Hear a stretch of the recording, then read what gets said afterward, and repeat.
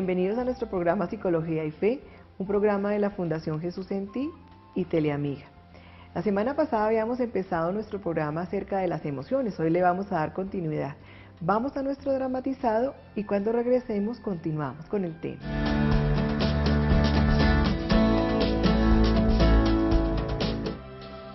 Agua o limonada. La chaqueta verde o la chaqueta negra para ir al trabajo. ¿Termino mi relación con mi novia o intento hablar con ella para solucionar nuestros problemas? Tomamos decisiones todos los días, algunas más trascendentes que otras. Podemos acertar o equivocarnos en cada una de ellas, pero nos gusta creer que cada decisión es el producto de un análisis objetivo, frío e irracional. Hemos construido un mundo donde carecen las emociones en la toma de decisiones. Las desechamos. Son un estorbo, pero la realidad es muy distinta. La felicidad, la vergüenza o la culpa es química en nuestro cerebro. No podemos eliminar las emociones de nuestro cuerpo. La forma en que nuestro cerebro percibe dicha química es lo que llamamos sentimientos o sensaciones. Son esenciales para solucionar problemas que requieren creatividad o que deben tratar con grandes cantidades de información. Nos ayudan a decidir. Aprender y recordar son tareas mucho más simples cuando van acompañadas de una emoción. Decidir sin sentir nada quizás sea el sueño de un verdugo, pero para la mayoría de mortales una situación indeseable. Emoción y sentimientos van ligados a la especie humana y nos ayudan a decidir qué queremos de nosotros mismos.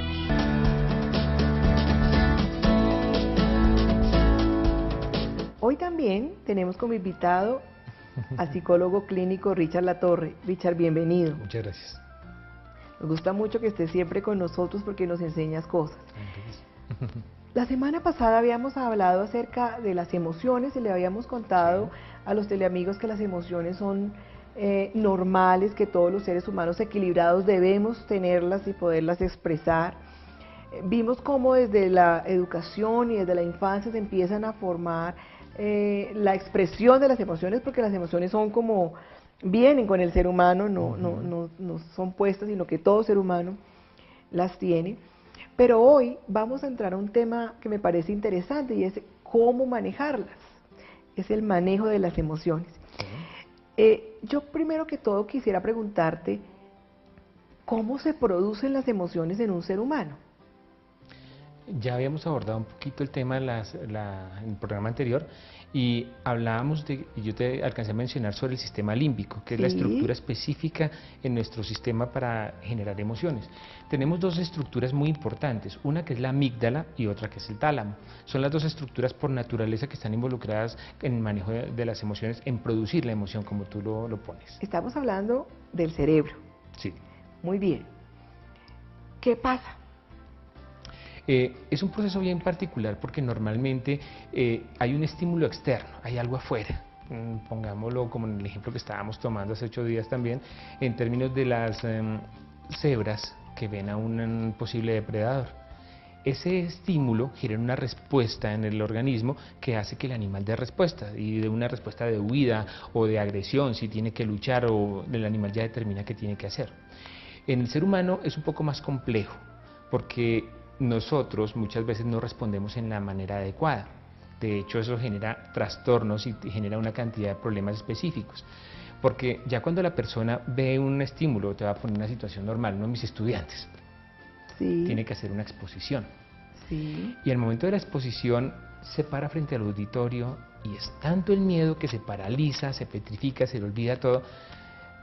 Pues si uno se pone a mirarlo en forma lógica, no le va a pasar nada. no hay un depredador, no hay algo tan terrible como para que la persona entre en un estado de miedo tan absurdo. Entonces, en esa medida, esa respuesta es exagerada para lo que se supone que tendría que suceder. Es ahí cuando ya comenzamos a hablar de un trastorno o de una patología con relación a una emoción, que en este caso sería la ansiedad o el miedo. Entonces, cuando ya las respuestas no son acordes o adecuadas a lo que está sucediendo alrededor, ya comenzamos a tener dificultades. ¿Qué papel juegan los pensamientos en la generación de las emociones? Uy, ese en el ser humano es fundamental. Esas son investigaciones que se han comenzado a desarrollar y el modelo se llama modelo cognitivo, el que más nos ha dado respuestas a ese nivel. Cuando hablamos de cognición hablamos de pensamiento. Entonces, normalmente, como te decía, la persona que está ante el auditorio, como no responde ante esa situación, muchas veces está respondiendo a su propio pensamiento. Entonces, seguramente podría tener un pensamiento de, voy a decir lo que no toca, se van a reír, voy a perder la materia o van a pasar cosas graves. Claro, si el estudiante comienza a pensar de esa manera, su respuesta física va a ser fuertísima, la respuesta emocional que está presente en todo el proceso va a comenzar a generar una respuesta inadecuada para la persona. Entonces, el pensamiento se ha comprobado que es uno de los factores más importantes para el ser humano frente al manejo de la emoción. Muy bien. Richard nos ha hecho ver la importancia del pensamiento en la generación de emociones. Richard, yo quisiera que miráramos con detenimiento este tema, porque no existen emociones si antes no hay pensamiento, como ya lo sabemos, ¿cierto? Yo quisiera que retomáramos eso porque la generación de esos pensamientos es lo que me va a permitir a mí experimentar control o no acerca de las emociones que estoy experimentando en los contextos o en las situaciones. La gente se queja mucho o la gente pregunta mucho, ¿por qué yo tengo tanto miedo a hablar en público? Es que yo me paralizo, como el caso de tu estudiante. ¿Por qué yo tengo tanto miedo en espacios abiertos? Eso es otra cosa. ¿Por qué yo tengo tanto miedo cuando tengo que enfrentar a una persona del sexo opuesto? ¿Por qué yo experimento tanta alegría cuando veo a los abuelitos? Y uno se pregunta, ¿por qué pasa eso?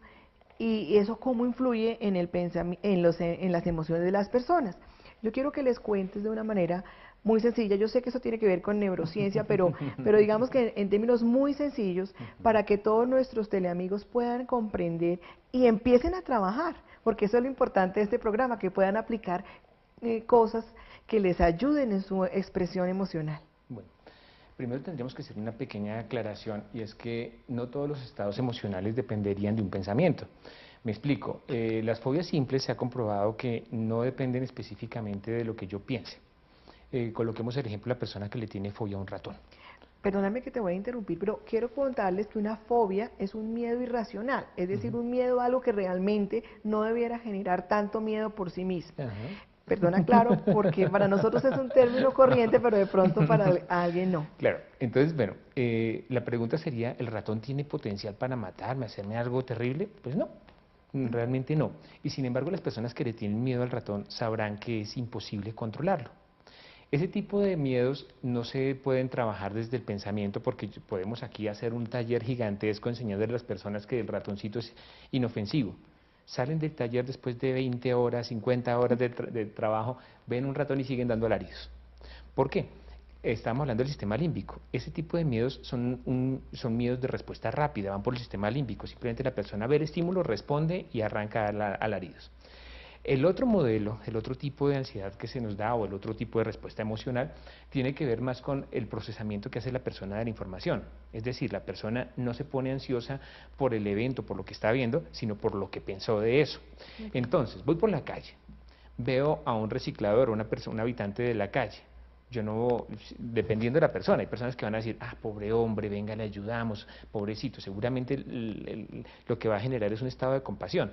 Pero si la persona está, uy, ¿será que me va a robar? ¿Será que me piensa atracar? ¿Será que es peligroso? Automáticamente va a generar un estado de miedo y un estado aprensivo.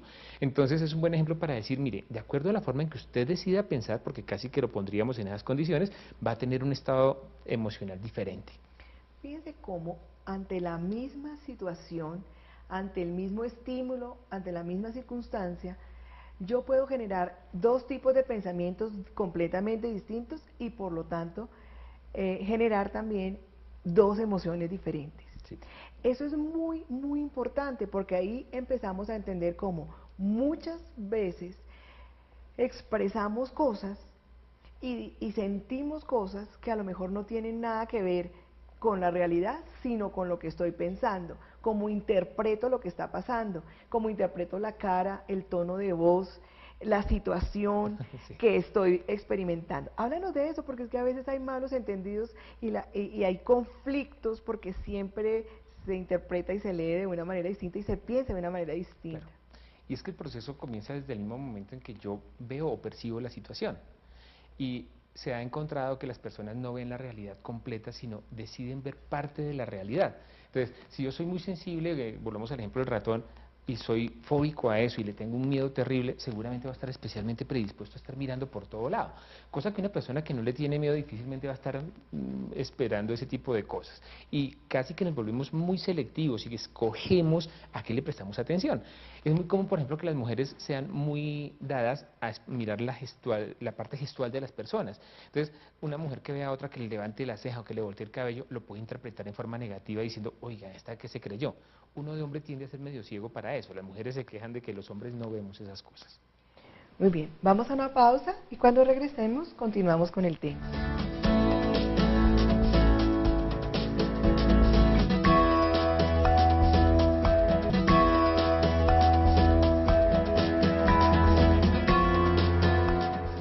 Bueno, Richard, síguenos contando. Bueno, incluso tomar lo que estábamos hablando desde la pausa en términos de las diferencias que hay entre hombres y mujeres, que es bien interesante. De hecho, es muy común que perceptualmente los hombres sean mucho más hábiles determinando distancias o medidas, cosa que a una mujer le queda un poquito más complicado. No es chiste del hecho de que los hombres manejan un poquito mejor por esa pequeña habilidad. Y las mujeres, como son más verbales, tienden a identificar otro tipo de cosas. Entonces, normalmente las mujeres entre ellas mismas se dan cuenta que una cambió el maquillaje, cambió el peinado, cosas de estas, cosas que uno hombre normalmente no se da cuenta, uno no tiene esa percepción. Como me decían unas pacientes, es que mi esposo me puedo quedar calva y mi esposo no se da cuenta, más o menos me dicen cosas de esas. Entonces es un problema que ya desde el momento de la percepción comienza a hacer que las personas no identifiquen o identifiquen cosas como más o menos peligrosas o como potencialmente difíciles para mí, lo que podría estar influyendo directamente sobre las emociones. Bueno, otro aspecto importante que nos está haciendo caer en cuenta, Richard, también la percepción. ¿En qué nos fijamos? ¿En qué centramos la atención? ¿Qué vemos o qué oímos? Sí. Eso también, en términos de psicología, se habla de percepción selectiva, sí. Es decir, como que inconscientemente, por usar cualquier término, decido qué ver y qué no ver, en qué pongo más atención y en qué pongo menos atención. Eso nos puede llevar a fijarnos más en las cosas positivas o en las cosas negativas. Explícanos un poquito más sobre Te lo voy a explicar con un ejemplo. Bueno, perfecto. Voy a apelar a un adolescente enamorado. Perfecto. O una adolescente enamorada. Muy bien.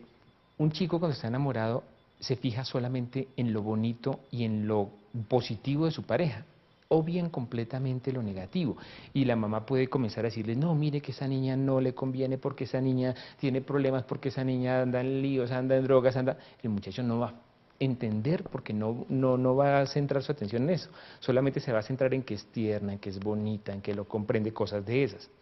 Cosa diferente, y voy a acudir al otro extremo, ya cuando la relación se estabiliza, una relación de matrimonio, ya después de muchos años, cuando entran en crisis, normalmente se van a fijar solamente en lo negativo. Es que no me miró, es que me dijo, es que no me dijo, cosas de esas. Y uno puede intentar decirle, pero mira, es un buen tipo, él responde por su casa, mira que él trata bien a los niños, todo. No importa, solo me interesa es que no hace lo que yo quiero, o se van a fijar en solo una parte de lo que está en ese momento sucediendo. Entonces vamos con dos cosas. Por un lado, podemos estar desviando nuestra atención o nuestra percepción a un aspecto solamente, descuidando otros. Segundo, estamos generando pensamientos que son los que finalmente nos van a llevar a sentir. Cuéntanos más acerca de eso, pero específicamente, ¿qué hacemos? ¿Cuáles son como los pasos para poder controlar eso? El primer paso, ya con relación a los pensamientos, es identificarlos, porque es bien complicado. De hecho, en cualquier momento, cuando uno tiene un estado emocional muy fuerte, llegan y, Richard, ¿qué estabas pensando en ese momento? Probablemente, si estoy muy alterado, te voy a decir, no, no estaba pensando nada, estaba sintiendo ira o estaba sintiendo la emoción. Normalmente entonces las personas no se dan cuenta de ese fenómeno y es tan rápido que por eso el nombre que le tienen a eso son pensamientos automáticos distorsionados. Son pensamientos porque son ideas, son discursos, son cositas que están allá dentro del proceso del pensamiento de la persona. Son automáticos porque la persona no tiene que sentarse a decir voy a pensar negativo toda la tarde para sentirme triste. No, llegan. Y son distorsionados porque si los miramos con un lente ya más racional, ya más lógico, descubrimos que mucho de lo que nos molesta o lo que nos altera no tiene un fundamento real. Es decir, muchas cosas no existen. Yo las pienso y me las imagino. Sí. Y reacciono con una emoción y además con una conducta para algo que no existe.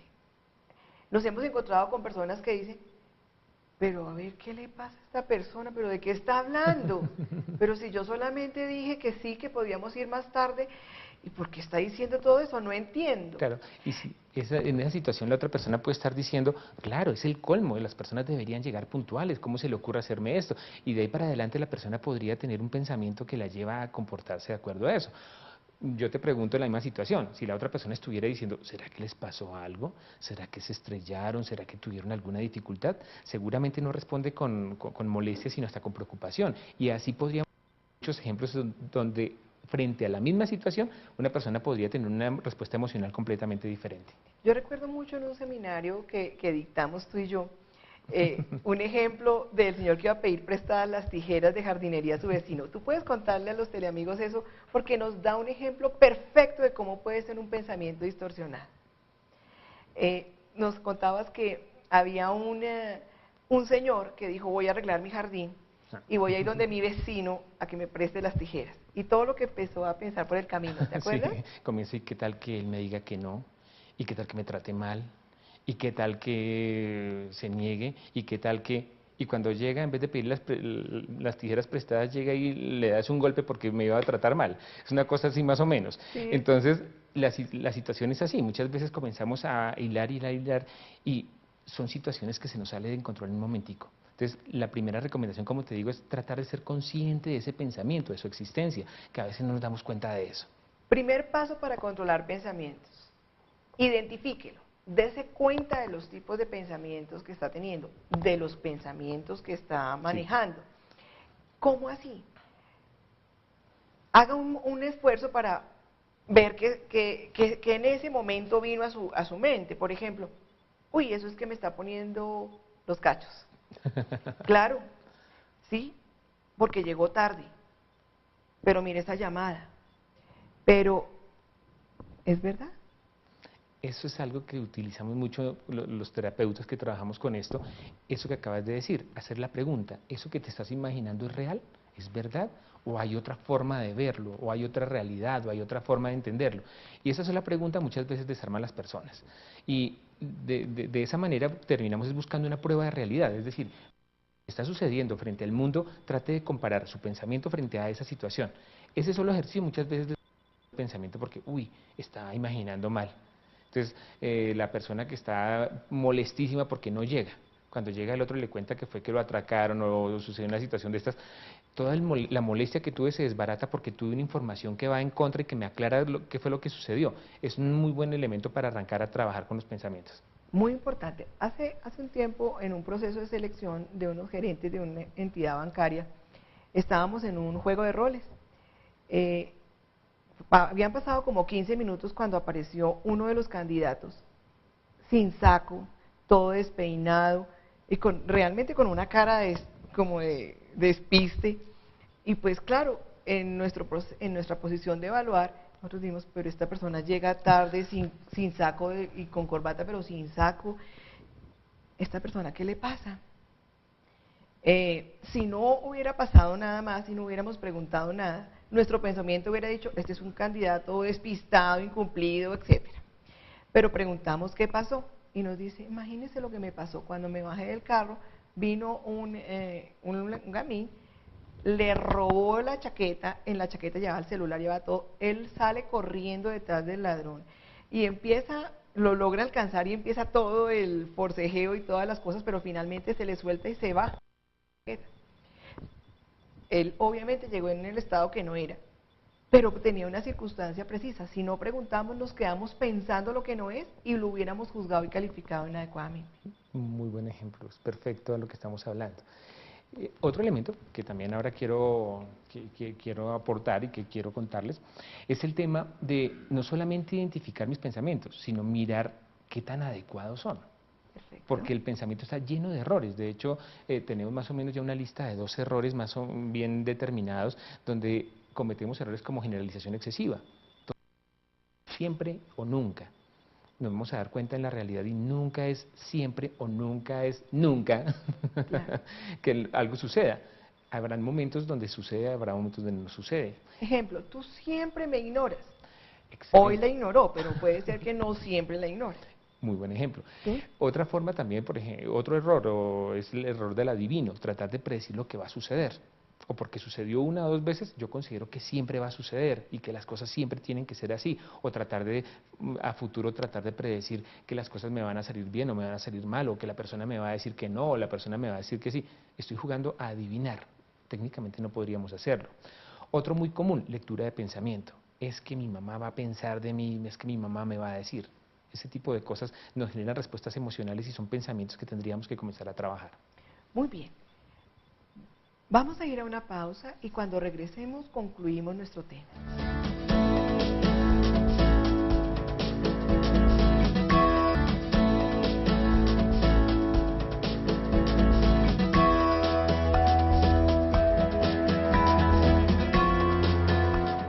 Bueno, queridos teleamigos, como pueden ver, este tema es un tema extenso y nos va a ayudar mucho en la vida. No logramos en el programa dar toda la profundidad que quisiéramos, pero la Fundación ha diseñado un taller donde ustedes pueden venir y aprender a controlar y a manejar sus emociones. Les recordamos que la Fundación tiene grupos de oración los miércoles de 10 a 12:30 del día, los sábados de 4 y simultáneamente tenemos grupos de niños y grupos de adultos.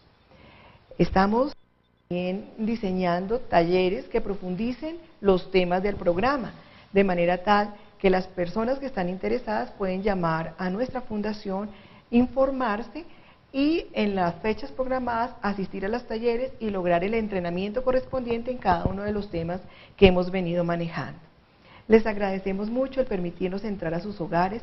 Richard, de nuevo quiero agradecerte por toda la información y por todo lo que nos enseñas y nos orientas cuando vienes y nos acompañas en los programas. Los esperamos en la próxima semana y que Dios los bendiga.